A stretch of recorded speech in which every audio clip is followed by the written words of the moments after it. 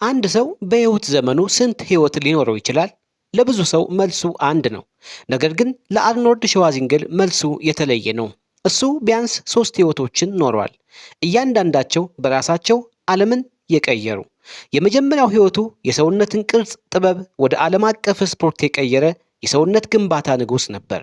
ሁለተኛው ሕይወቱ በሆሊውድ ታሪክ የማይረሳ በባዕድ አነጋገሩና በግዙፍ ሰውነቱ የፊልም ዓለምን የተቆጣጠረ የአክሽን ፊልም ጀግና ነበር።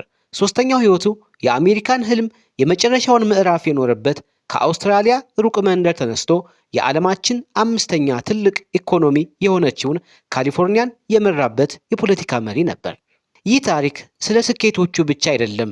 ይህ ታሪክ እነዚህን ሁሉ ሕይወቶች እንዲኖረው ስላስቻለው ጠንካራ አንድ ነገሩ ነው። አርኖልድ ሸዋዚንገር ከየት መጣ? ምን ዋጋ አስከፈለው? እና ያን ሁሉ አሸናፊ ፈቃድ እንዴት ሊያገኝ ቻለ? ጠንካራውና ብረቱ አርኖልድ ሸዋዚንገር የተፈጠረው በደም መሬት ላይ ነበር። እንደ አውሮፓውያን አቆጣጠር በ1947 ከጦርነት በወጣች ኦስትሪያ ታል በምትባል ትንሽ መንደር ውስጥ ተወለደ። ቤታቸው መብራትም ሆነ ውሃ አልነበረውም። አባቱ ጉስታቭ የቀድሞ የናዚ ፓርቲ አባልና የፖሊስ አዛዥ፣ ጨካኝና ስሜተ ቢስ ሰው ነበር። ጉስታቭ በልጆቹ መካከል ግልጽ የሆነ ልዩነት ያደርግ ነበር። ታላቅ ልጁን ሜን ሃይርድን ሲያበረታታ፣ አርኖልድን ደግሞ ያንቋሽሸውና በአካል ይቀጣው ነበር። አንተ የኔ ልጅ አይደለም ይለው እንደነበር አርኖልድ ያስታውሳል። ይህ የልጅነት ስቃይ በአርኖልድ ውስጥ አንድን እሳት አቀጣጠለ። የመሸሽ የማምለጥና ከአባቱ ጥላ በላይ ከፍ የማለት ፍላጎት። በ13 ዓመቱ አንድ መጽሔት ላይ የሰውነት ግንባታ ሻምፒዮን የሆነውን ሬይን ፓርክን አየ። በዚያች ቅጽበት የማምለጫ መንገዱን አገኘ። የሰውነት ግንባታ ለእርሱ ስፖርት ብቻ አይደለም፣ እሱ የነፍሱ ማዳኛ፣ ከህመሙ መሸሸጊያና ወደ አሜሪካ የሚወስደው ስኬት ነበር። እያንዳንዱን የክብደት ማንሳት ልምምድ ሲሰራ የአባቱን ድምፅ ከጭንቅላቱ ለማውጣትና የራሱን ማንነት ለመቅረጽ ነበር። ፈቃዱን እንደ ብረት እያጋጋለ እናም እያቀጣጠለ ነበር። በ21 ዓመቱ ኪስ ውስጥ $20 ብቻ ወደ ምኞቱ ምድር አሜሪካ መጣ።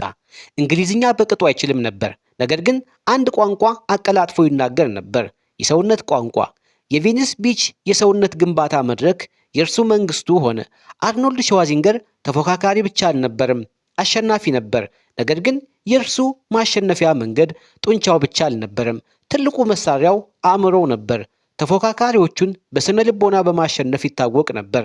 ፓምፒንግ አይረን በተባለ ዝነኛ ዶኩመንተሪ ላይ እንደታየው ሆን ብሎ የተሳሳተ ምክር በመስጠት ወይም በራስ መተማመናቸውን በማንሳት ከውድድሩ በፊት ያሸንፋቸው ነበር። በአጠቃላይ 7 ጊዜ የሚስተር ኦሎምፒያን ክብር አግኝቷል። ነገር ግን በዚህ ወቅት የብረቱ ፈቃድ የጨለማ ገጽታው መታየት ጀመረ። ወንድሙ በመኪና አደጋ፣ አባቱ ደግሞ ከዓመት በኋላ ሲሞቱ ለቀብራቸው ወደ ኦስትሪያ አልተመለሰም። ምክንያቱም የሰውነት ግንባታ ውድድር ዝግጅት ላይ ስለነበር ነው። ለእርሱ ግቡ ከምንም ነገር በላይ ነበር። ከቤተሰብም ከሐዘንም በላይ እሱ ማሽን ለመሆን እየሰራ ነበር። አርኖልድ የሰውነት ግንባታን ከተቆጣጠረ በኋላ ቀጣዩን ግዙፍ ግብ አነጣጠረ፣ ሆሊውድ። ነገር ግን ሆሊውድ ዝግጁ አልነበረም። ፕሮዲሰሮች ስምህ በጣም ረጅም ነው፣ አነጋገርህ አስቂኝ ነው፣ ሰውነትህ ደግሞ በጣም ግዙፍ ነው አሉት። ነገር ግን እነሱ ያልተረዱት ነገር ቢኖር አርኖልድ ስኬትን እንደ ሳይንስ ያጠና ሰው መሆኑን ነው። የንግድ ትምህርት ተወሰደ፣ እንግሊዘኛውን አሻሻለ፣ እናም ድክመቶቹን ወደ ጥንካሬዎቹ ቀየራቸው። ኮናን ባርባሪያን በተሰኘው ፊልም ላይ ግዙፍ ሰውነቱና ጥቂት ንግግሮቹ ፍቱን ነበሩ። ከዚያም ዘ ተርሚኔተር መጣ።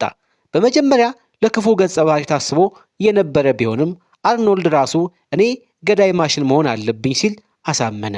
አይ ዊል ባክ የምትለው አጭር መስመር በፊልም ታሪክ ውስጥ ካሉ ዝነኛ ሀረጎች አንዷ ሆነች። የእርሱ ጥበብ በዚህ አላበቃም። ከአክሽን ፊልሞች ወደ ኮሜዲ በመሸጋገር ተቺዎችን አስደመመ። በትዊንስ ፊልም ላይ ደሞዝ ከመቀበል ይልቅ ከፊልም ትርፍ ላይ ድርሻ በመውሰድ በሕይወቱ ትልቁን ገንዘብ ሰራ። እሱ ተዋናይ ብቻ ሳይሆን ብልህ ነጋዴም ነበር። በዚህ ጊዜ ከታዋቂው የኬኔዲ ቤተሰብ አባል ጋዜጠኛዋ ማሪያ ሽራይቨር ጋር ትዳር መሰረተ። ይህ ጋብቻ የሆሊውድ ንጉስን ከአሜሪካ የፖለቲካ ንጉሳውያን ቤተሰብ ጋር አቆራኘው። የሕይወቱ 3ኛው ምዕራፍ ንድፍ እየተሰናዳ ነበር። እንደ አውሮፓውያን አቆጣጠር በ2003 አርኖልድ የማይታሰበውን አደረገ። የካሊፎርኒያ ገዢ ሆኖ ተመረጠ። ደ ገቨርመንተር ተብሎ ተሰየመ። በስልጣን ዘመኑ በተለይ በአካባቢ ጥበቃ ዙሪያ ጠንካራ ሕጎችን በማውጣት ብዙዎችን አስገርሟል። የብረቱ ፈቃድ እንደገና አሸንፏል። ነገር ግን ሁሉም ነገር ፍጹም አልነበረም። ከስልጣን ከወረደ ከጥቂት ጊዜ በኋላ ለ25 ዓመታት የደበቀው ምስጢር ፈነዳ። ከቤተሰቡ የቤት ሰራተኛ ጋር ከጋብቻ ውጪ ግንኙነት እንደነበረውና ጆሴፍ ቤና የተባለ ልጅ እንደወለደ ይፋ ሆነ። ይህ ክስተት የሕይወቱን ንድፍ በሙሉ አናጋው። ሁሉንም ነገር ያሸነፈው ሰው በራሱ ስህተት ተሸነፈ። ሚስቱ ማሪያ ሽራይቨር ለፍቺ አመለከተች። ቤተሰቡ ተበታተነ። ለዓመታት የገነባው የፍጹም ምስል በአንድ ጀንበር ተሰባበረ።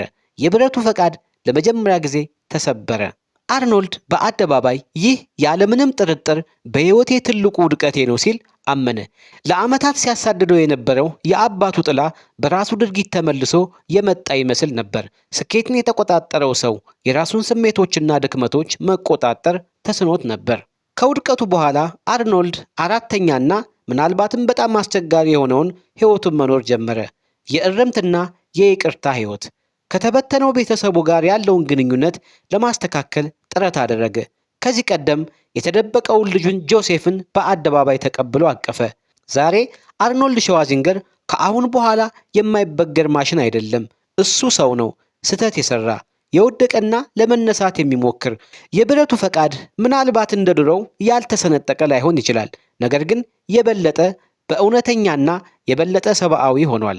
የእሱ ታሪክ አንድ ነገር ያስተምረናል። ታላቅነት የሚለካው በምን ያህል ከፍታ ላይ እንደወጣ ብቻ ሳይሆን ከወደክ በኋላ እንዴት እንደተነሳህም ጭምር ነው።